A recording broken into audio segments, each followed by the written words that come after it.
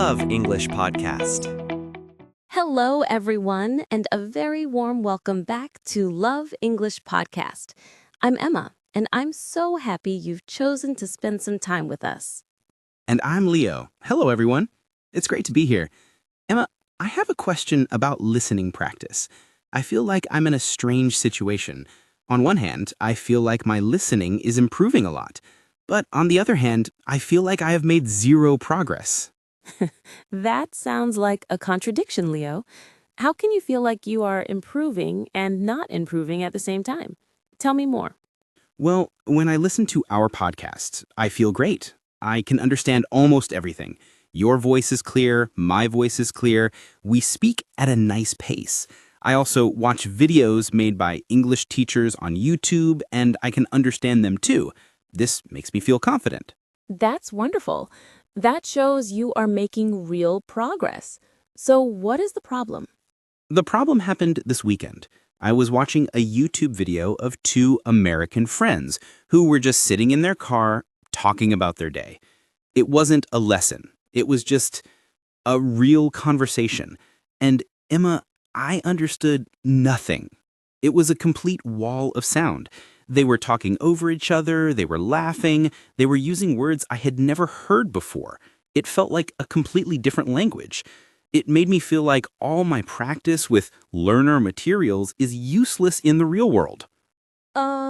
Leo, you have just discovered the great challenge of language learning. It's the leap from the swimming pool to the ocean. The swimming pool to the ocean. That's a new analogy for me. What do you mean by that? Think about it. A swimming pool is a perfect environment for learning to swim. The water is clear. There are no waves. The bottom is flat. You can see the edges. It is safe and predictable. This is like the materials made for English learners.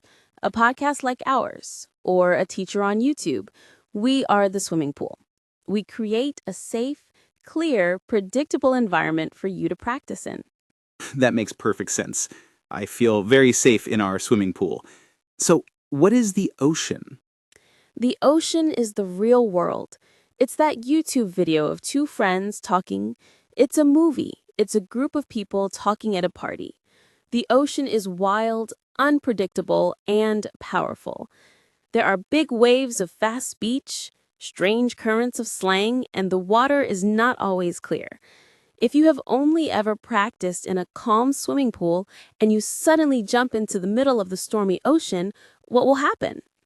You will panic, you will feel overwhelmed, and you will probably sink. That is exactly how I felt. I sank. And it's a completely normal feeling.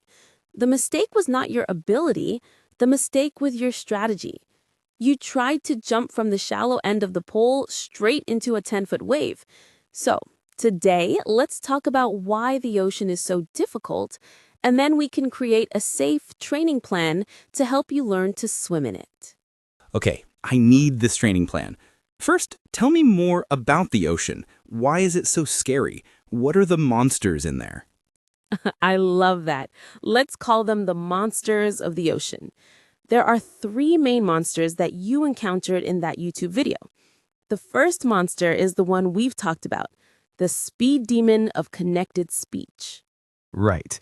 They talk so fast and the words melt together. Yes. In the swimming pool, we say, "What are you going to do?" In the ocean, they say, "What you gonna do?" This is the biggest wave, and it will knock you over if you are not prepared for it. The second monster is the chaos of interruption. The chaos of interruption. What is that? In our podcast, we have a very polite, structured conversation. I speak, and then I stop. Then you speak, and you stop. We take turns. What happens in a real conversation between friends? They don't wait. They get excited. They interrupt each other. They finish each other's sentences. They talk at the same time. Exactly. It's chaotic. Your brain doesn't just have to follow one speaker. It has to follow two or more speakers who are all competing for attention. This is an incredibly advanced skill. It's like trying to swim while three different waves are hitting you from different directions. It is very, very difficult, so don't feel bad that you struggled with it. Okay, so I have the speed demon and the chaos of interruption. What is the third monster? The third monster is the fog of imperfection. The language we use in our podcast is very clean. It's correct English. But the ocean is foggy. It's full of imperfect, messy language. What do you mean by messy language? Real people use filler words all the time. They say, I was at the store, and they don't speak in perfect sentences. They also make mistakes and correct themselves mid-sentence. So yesterday I went to see, and of course, the ocean is full of slang and idioms, the secret code we talked about. This fog of imperfect, messy language makes it very hard to see clearly. So when I listen to a real conversation, I'm trying to swim in a stormy ocean with fast waves, chaotic currents, and a thick fog.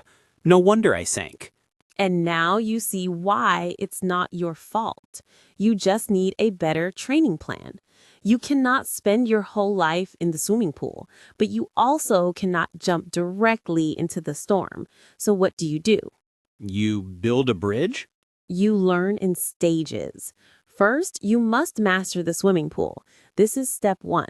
Beginners should spend 80 to 90% of their time here. Get confident in the clear water. Listen to as many podcasts for learners as you can. Use our podcast as your gym. Use the active listening techniques we've discussed. Get really, really good at understanding this clear teacher talk. This is your foundation. I think I am in that stage now. I feel comfortable in the pool. What's step 2?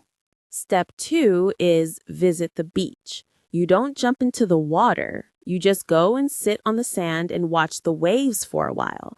You get used to the sound and the power of the ocean from a safe distance. What does visiting the beach look like in listening practice?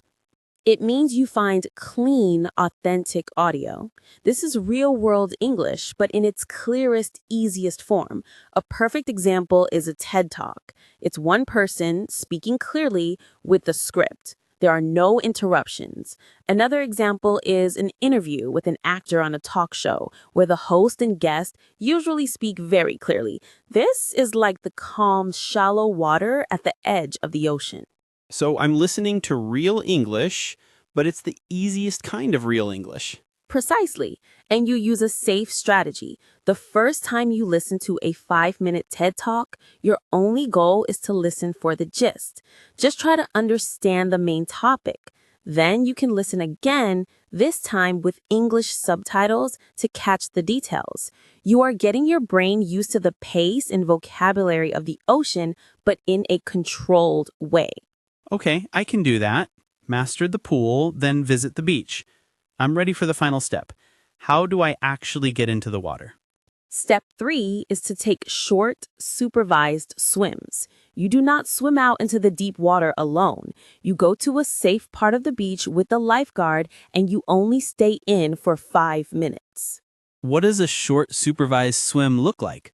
This is when you go back to that YouTube video of the two friends talking, but you do not watch the whole 20-minute video. You choose 1 minute, just 1 minute, and you watch that 1-minute clip 5 times. The same minute 5 times.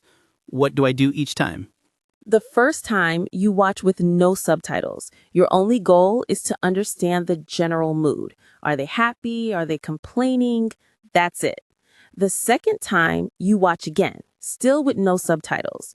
This time, you try to catch any individual words or phrases you can recognize, just a few keywords. The third time, you watch with English subtitles on. Now you connect the sounds you heard to the words on the screen. This is your aha moment. The fourth time, you watch with English subtitles again, and this time you pause after every sentence and repeat it out loud. You are doing the echo exercise. And the final and fifth time, you watch it one last time with no subtitles, and you will be amazed at how much more you can understand. Wow, that is a complete workout for just 1 minute of video. It's intense, but it feels so safe and structured. It is your 5-minute swim with a lifeguard. You are taking a very difficult piece of ocean audio and you are breaking it down into manageable steps. If you do this with just 1 minute of a real conversation every day, you will slowly but surely learn how to swim in the ocean. The swimming pool to the ocean. This is a perfect roadmap. So my plan should be spend most of my time in the pool with learner materials like our podcast, then spend a little time at the beach with clean, authentic materials like TED Talks, and finally practice a few very short, intense swims with messy, real conversations.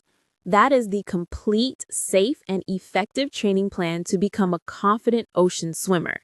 You don't have to be afraid of the ocean anymore, Leo. You just have to respect it and have a smart plan. I feel so much better. I didn't fail. I just had the wrong strategy. I tried to swim to an island before I had even learned how to float. And now you have a step-by-step plan to get there. And to all our listeners, we encourage you to follow this plan. Master the pool, visit the beach, and take short swims. You will be able to handle the waves of real conversations before you know it. Thanks for listening to Love English Podcast. Remember, every minute you spend learning English is an investment in your future. Keep learning and see you in the next episode.